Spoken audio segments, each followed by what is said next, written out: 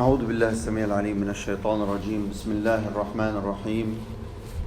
والحمد لله رب العالمين، والصلاة والسلام على سيد الخلق والمرسلين سيدنا وحبيبنا محمد وعلى آله وصحبه أجمعين.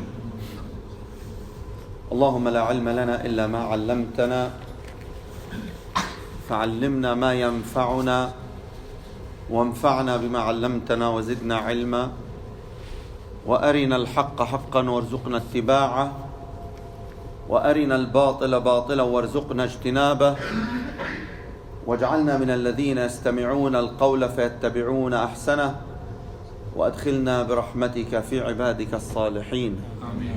آمين. ما شاء الله. آمين يا رب العالمين. ما شاء الله. Today, ما شاء الله, you are awake. ما شاء الله. I'll give you one hadith to make you happy. The Prophet sallallahu alaihi wasallam. Yeah, you prove you are awake now. MashaAllah. He said, whoever prayed the Fajr Jama'a, whoever prayed al-Fajr Jama'a, فهو في ذمة الله. He is under the protection of Allah subhanahu wa ta'ala until it is evening. You know, everyone seeks protection, and all of us needs protection.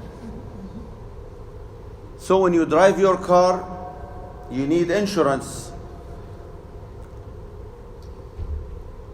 And for your home, you need insurance. For your business, you need insurance. But Allah subhanahu wa ta'ala is giving everyone who prayed Al-Fajr Jama'a guarantee, secured from Allah subhanahu wa ta'ala. What a better protection you need more? When you are under the protection of Allah subhanahu wa ta'ala for the whole day.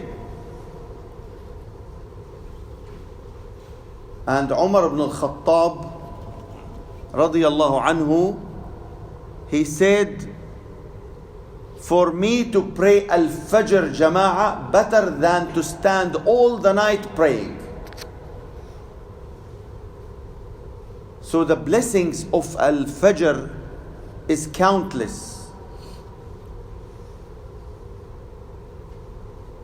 And the scholars, they said, this gift from Allah subhanahu wa ta'ala is given for everyone. Everyone. Either he's a small, young, elder, whatever age he is, because he witnessed Al-Fajr Jama'ah. And the amazing about Al-Fajr, what the Prophet sallallahu alaihi wasallam said, if my ummah will know the reward they got by attending Al-Fajr Jama'ah, they will come to it even crawling. Even they are not able to walk, they will come crawling on their feet and legs and hands. So the reward of Al-Fajr Jama'ah is countless. Is countless. And Allah subhanahu wa ta'ala blessed this ummah especially with this gift. So who is al-mahroom?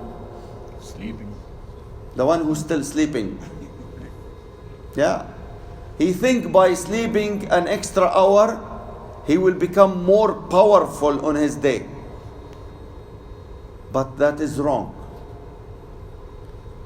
Al-Fajr give you a power you never imagine. When you wake up for Al-Fajr, you remember, you have been chosen by Allah subhanahu wa ta'ala. How many people still sleeping now? Because they are not chosen. But you have been chosen by Allah. Allah called you because He wants to reward you. He wants you to be among those people who are blessed with very important event.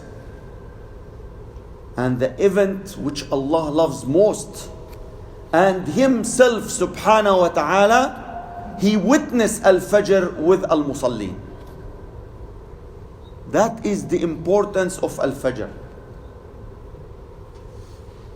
So I just want to empower you because you are awake today.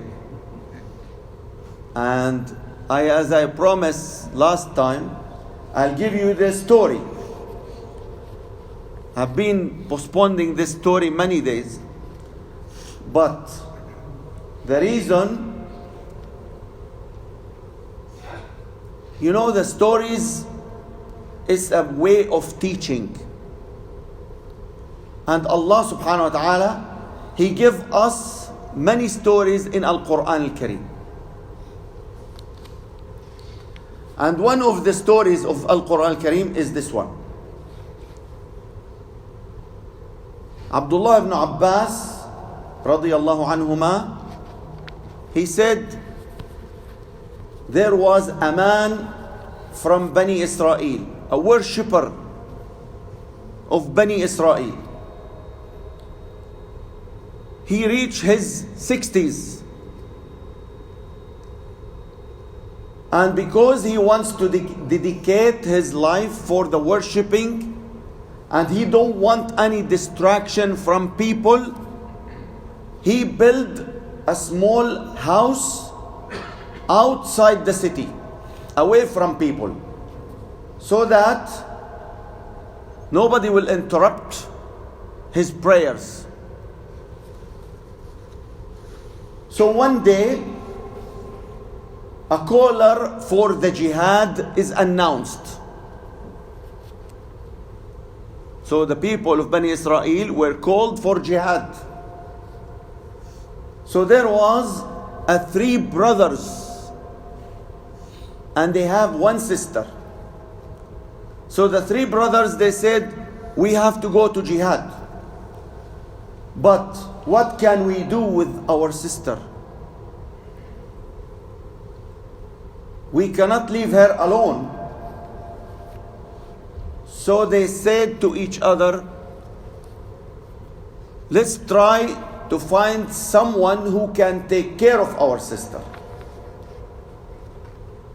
So the youngest brother said, there is that worshipper who is living outside the city. He is very pious, and he is the most one we can trust. So the three of them went to him and they asked him, we want to go for the jihad, but we have our sister. Can we leave our sister with you so you can take care of her? He looks angry and he said, Ma'adh Allah, no way. And the shaitan will come to me, I will not accept this. Please, no please. He totally rejects this idea. So they went back home, but do you think your enemy can leave you alone? No. Look to the smart way of approaching Bani Adam. So when that worshipper sleep, the shaitan comes to him. What a big sin you are going to do, man. You are stopping three men from going to jihad fi sabilillah, because you doubt that you may make a problem with this girl. Come on. If you can, ask them to make a house a little bit far from your house for their sister. Then they can go for the jihad. So he wake up in the morning and he went to the 3 brothers. He told them, if you make a house for your sister in my area, away from my house, then I can take care of her. That's a good idea, right? So they agreed and they built a small house, a room for her in front of his house, a little bit far. And they left their sister in that house and they leave. They went for the jihad. Now, this worshipper, every day he cook, prepare the food, and he take the food on one tray and he put the food in front of his door and he start calling the girl with her name. Come and get your food, and then he closed the door. So few days like that, but the shaitan comes and he told him, what are you doing? You are the guardian for this girl. You don't afraid that any wild animal can attack her while she was coming? Or somebody could insulting her? Then he think, then what shall I do? He said, put the food just in between you and her, closer. So he said, yeah, that's a good idea. So the intention is to protect the girl. So he started putting the tray of the food in the middle way between his house and her room.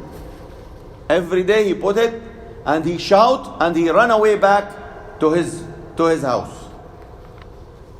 Few days, then again the shaitan comes. And this poor fellow, he thought that this is his conscience. This is his good heart talking to him. So the shaitan comes and he told, you are insulting this girl by keeping her alone. Make her to walk all this distance, exposing her to danger. Put the tray in front of her house. Yeah, that's a good idea. So he started putting the tray in front of her house, knocked the door, called her for the food, and he left back.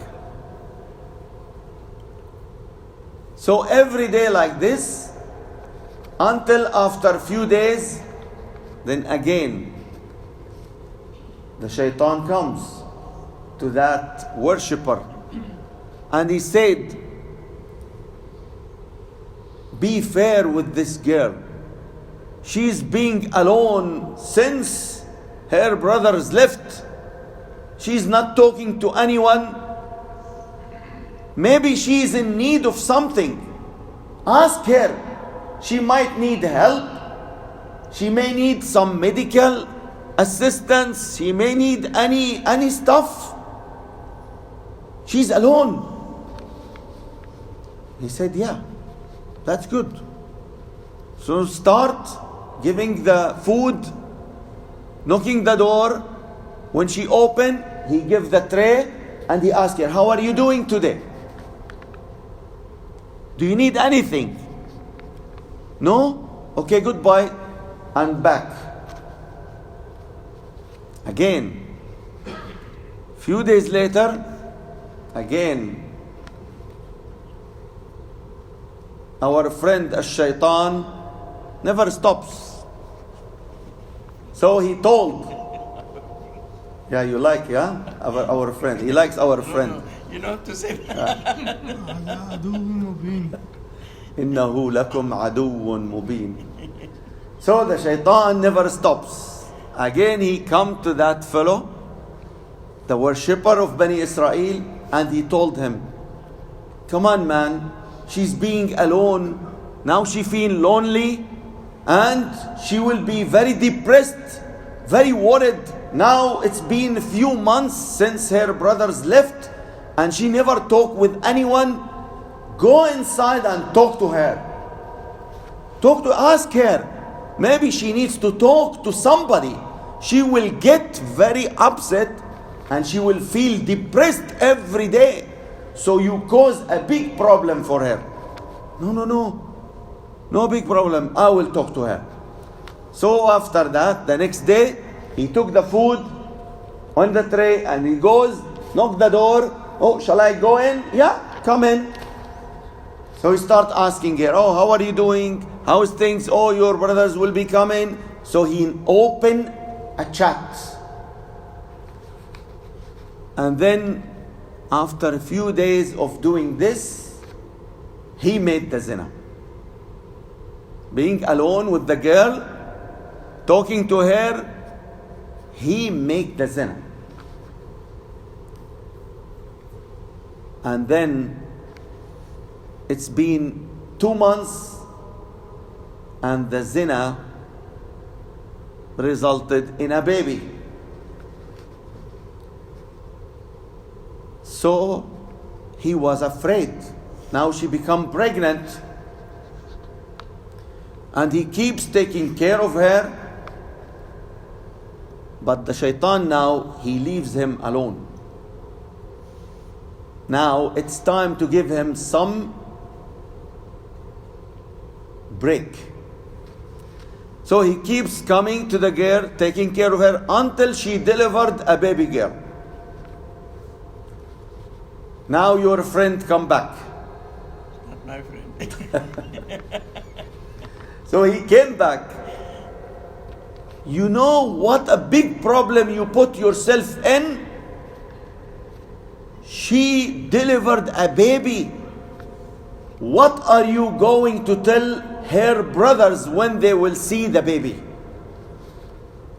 What? He never think about this. What shall I do? He said, kill the baby and you threaten her. If she tell anyone, you're gonna kill her. Yes, that's a good idea. So he killed the baby and he buried the baby away from their home, and he threatened the girl, if you say any word to your brothers, I'm gonna kill you. Do you think the story ends here? Never.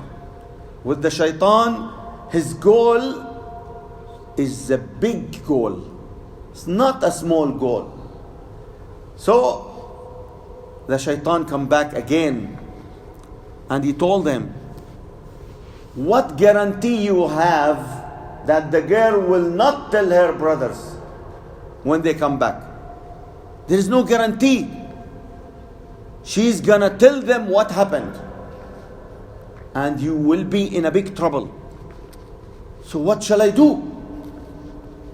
The shaitan told him, kill the girl and you tell her brothers when they come back, she gets sick and got a fever and she passed away. And you buried her beside her baby. So he did. He killed the girl and he buried her with her baby and he lived in peace. What kind of peace for a killer? He will never find peace at all. So, few months later, the brothers came back from the jihad. Immediately they went to check their sister. She's not there. So they knocked the door for the worshipper. Where is our sister? Oh, she got sick and fever and she passed away. Inna lillahi wa inna ilayhi raji'un. So the three of them get sad, and then they went back to their home. They were very tired, they slept.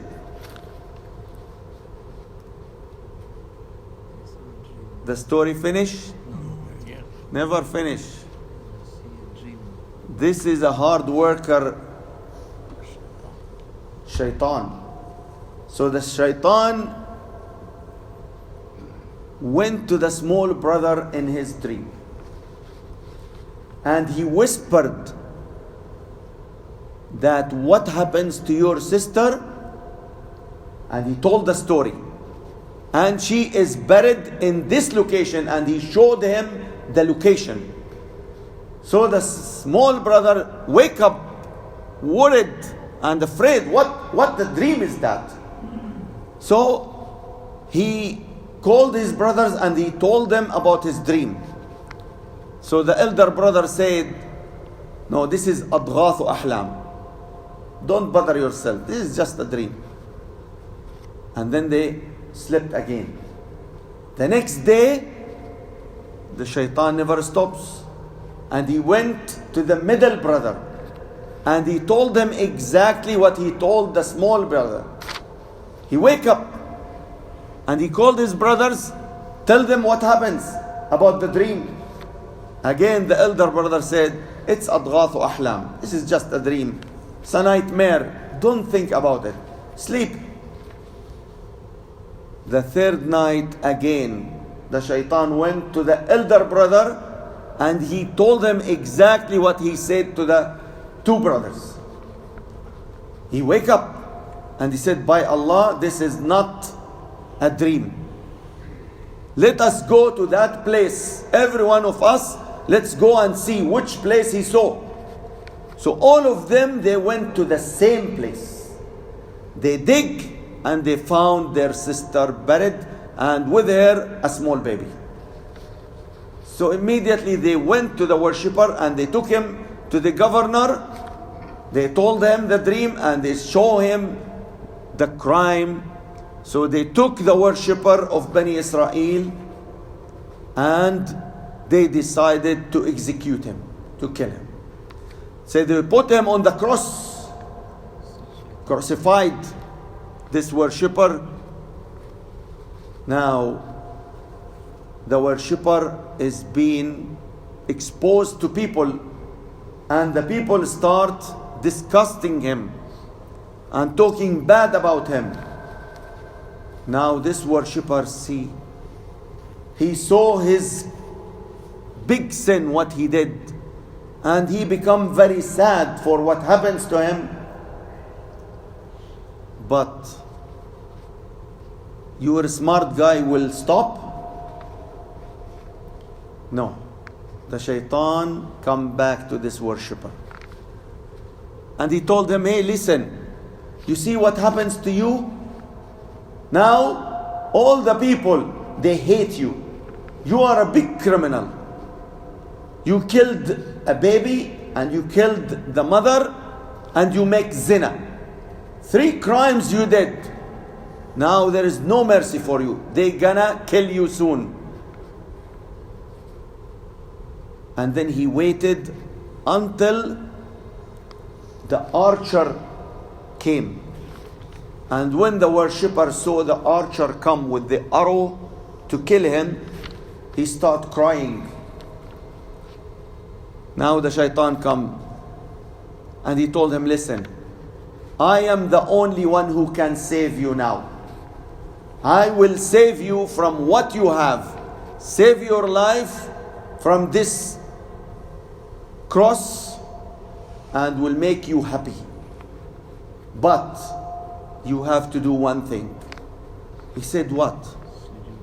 He said, make for me 1 sajda. 1 sajda, I will make you happy and I will save you from this destiny. He said, but I am on the cross. How can I make sajda for you? He said, you just lean down your head for me. Very small action. Just lean down your head for me. Then the worshipper think, shall I do it or not? Then he said, it won't harm. I will be saved from this destiny. So he make the sajda for the shaitan. At this moment, the archer throw the arrow into his heart and he was killed. كمثل الشيطان إذ قال للإنسان اكفر فلما كفر قال إني بريء منك إني أخاف الله رب العالمين فكان عاقبتهما أنهما في النار خالدين فيها. You see, the shaitan never stops. And you see now the steps of the shaitan. Step by step.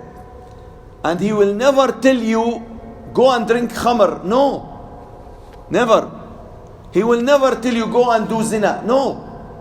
But he will spoil your deen. He wants to spoil your heart. He wants to tear the faith in your heart. He is decorating things to show it to you in a better shape. That is his way. And that's why the bid'ah is one of the major tools of the shaitan. To spoil your faith, to tear your belief, and to do things which Allah don't want. So, in this story, the benefit is to be aware of the shaitan. وَلَا تَتَّبِعُوا خُطُوَاتِ الشَّيْطَانِ إِنَّهُ لَكُمْ عَدُوٌ مُبِينٌ. Allah subhanahu wa ta'ala repeated two times in Surah Al-Baqarah, don't follow the steps of the shaitan. And the shaitan, as I told you before, he has a long breath. He's so patient with everyone. So patient. He is able to wait for you until the last moment in your life.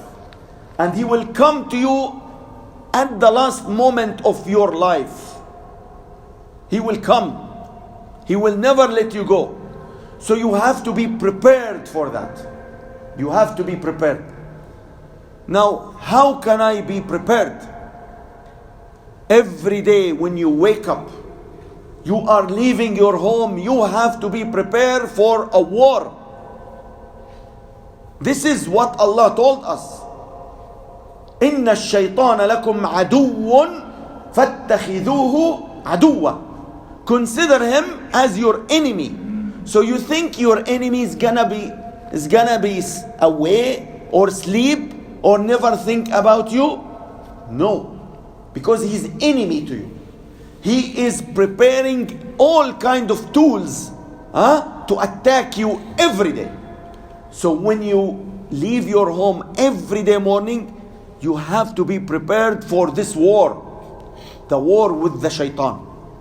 From the time you close the door, the first tool you need. Can you imagine somebody will go to the battlefield without weapon? He's insane, right? So he needs tool. He needs tool. You cannot do anything without the tools. So that's why Allah subhanahu wa ta'ala, He gave us the tools to resist the shaitan and to fight the shaitan. The first tool you do when you go out from your home, you make the zikr, the dua. And the dua which the Prophet sallallahu alaihi wasallam, I didn't hear it. The most important weapon you should carry with you when you leave your home, what the Prophet sallallahu alaihi wasallam teach us. When you leave your home, you say, Bismillah, tawakkaltu ala Allah, wala hawla wala quwwata illa billah. 3 zikr you say it. So what is the result? What is the result? Allah subhanahu wa ta'ala will send you the angels. Now you have the guardians from Allah. And the angels will tell you. What the angels will tell? Anyone knows? Huh? So the angels will give you 3 gifts. So now you make zikr, 3 type of zikr. Bismillah, tawakkaltu ala Allah, wa la hawla wa la quwwata illa billah. So you make 3 zikr. Allah subhanahu wa ta'ala will give you 3 gifts. So the angels will say to you, Wuqita. Wuqita means you are protected. Wahudita, and you are guided. Wakufita, and you are satisfied. 3 gifts. So you make the zikr, 3 zikr. Bismillah, tawakkaltu ala Allah, wa la hawla wa la quwwata illa billah. Allah subhanahu wa ta'ala will send you the angels and they will tell you, Wuqita, you are protected. Who's protecting you? Allah subhanahu wa ta'ala. Wahudita, and you are guided. Guided for what? Straight path. To the straight path. Perfect. Who is guiding you? Allah subhanahu wa ta'ala. Wakufita, and you are satisfied. You will be satisfied for that day. What do you want more? You are protected on that day from the shaitan. So this is the first tool you should carry with you. The first tool. And the second tool, you should always holding it and using it is to prevent your eyes from the haram. Prevent your eyes to see the haram. So you know what haram I mean. You have to protect your eyes from seeing the haram. One of the tabi'een, one time incidentally, he was walking in the street and incidentally he looked. One door was open and he found a woman is there. So he felt so bad for the sin he commit, and he started punching his eye until his eye becomes so red, and he talked to his eye, why you are looking to the haram? Why? You want to dump me in hellfire? So we have to do a prevention. Prevention is the best way of protection. Do not look to the haram. Whatever it takes. And الإسلام, he gave us all the tools to protect us from haram. Allah subhanahu wa ta'ala said, وَلَا تَقْرَبُوا الزِّنَا. Don't approach to the zina. Stay away. Stay away. So in Islam, we are not allowed to spend time with any woman. Any woman, foreign woman. We are not allowed to be alone with women. We are not allowed to speak with women, except in some cases and within certain conditions. And Allah subhanahu wa ta'ala ordered the women to put the hijab, to protect themselves from fitna and to protect men from getting fitna. And even the mothers of the Muslimin, Ummahat al-Muslimin, radiyallahu anhun, Allah subhanahu wa ta'ala told them, وَلَا تَخْضَعْنَ بِالْقَوْلِ. So when you speak with people, do not make your words soft, your voice soft. Do not make your voice soft so that the sick people, they will feel passion to that. So there is many rules in Islam to protect us. If we don't care about these rules, we are in a big trouble. And that's why you will see many incidents of zina. And the problem, when the zina becomes halal, that is the major problem. Nowadays, the zina becomes halal. And some of people, they think when he write a paper between himself and a woman, he think that is halal marriage. No, totally wrong. This is not halal marriage. This is halal zina in his mind. This is zina, but covered with the paper. So, unfortunately, people do not realize the major sin as zina. And Allah subhanahu wa ta'ala, He is getting angry from those who commit zina. Imam Ibn al-Qayyim, rahimahullah, he said that the zina is a big crime which accommodate all kind of evil.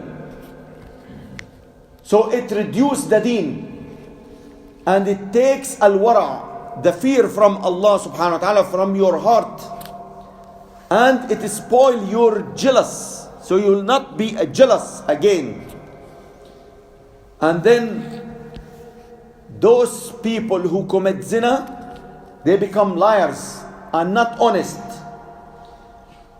And they betrayed anyone because they betrayed Allah subhanahu wa ta'ala.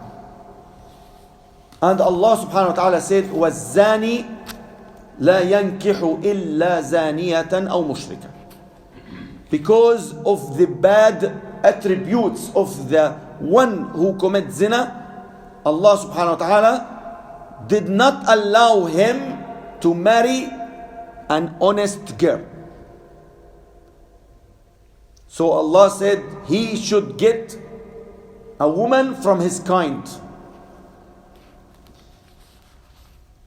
And then Al-Imam Ibn al-Qayyim said that one who commits zina, Allah subhanahu wa ta'ala will take the light from his heart and his face becomes dark, and then his life will become sad and depressed, and Allah subhanahu wa ta'ala will take the protection from him, and he will never be again called mu'min. As the Prophet sallallahu alaihi wasallam said, لا يزني الزاني وهو مؤمن. So whenever he did a zina, Allah subhanahu wa ta'ala took away the belief from his heart. So this is ولا تقربوا الزنا إنه كان فاحشة وساء سبيلا. والحمد لله رب العالمين. اللهم اجمعنا على ما يرضيك واجعلنا من المتحابين فيك